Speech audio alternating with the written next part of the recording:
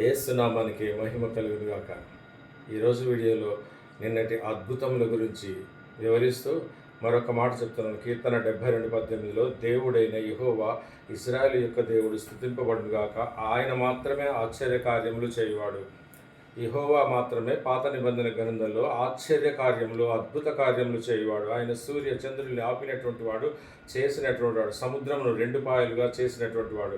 కీర్తన 88:10 మృతులకు నీవు అద్భుతములు చేసిదవా, ప్రేతలు లేచి నిన్ను స్తుతించెదరా అని కీర్తనాకారుడు ఆయనను స్తుతిస్తూ అడుగుతున్నాడు. కీర్తన 38:12 అంధకారంలో నీ అద్భుతములు తెలియదగునా, పాతాళంలో నీ నీతిని తెలుసునా.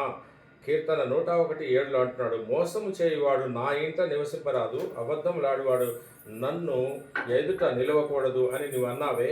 కీర్తన 136:4 ఆయన ఒక్కడే మహా ఆశ్చర్య కార్యములు చేయువాడు, ఆయన కృప నిరంతరముండును.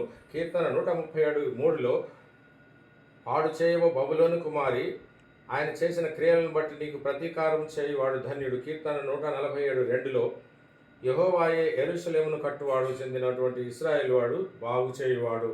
మార్క్స్ వార్త 6:2 ఆయన మాట్లాడుతున్నాడు, ఈయన అద్భుతములు, ఈయన చేతుల ద్వారా అద్భుతములు ఎలా జరుగుతున్నవి, ఈయన ఈ విధంగా ఎలా అద్భుతములు చేస్తున్నారని జనులందరూ ఆశ్చర్యపోయినట్టుగా కొత్త నిబంధన గ్రంథంలో రాయబడి ఉంది. ప్రియమైన దేవుని బిడ్డలారా, దేవుని యొక్క క్రీస్తు యేసు రక్తంలో కడగబడిన వారికి మాత్రమే పరలోక రాజ్యం ఉంటుంది, లేదా ఎవ్వరికైనా నరకానికి పాత్రలు అవుతారని చెప్పి రాయబడి ఉంది. ఆయన మాత్రమే సజీవుడై ఉన్నాడు, ఆయన మాత్రమే సృష్టికర్త అయి ఉన్నాడు.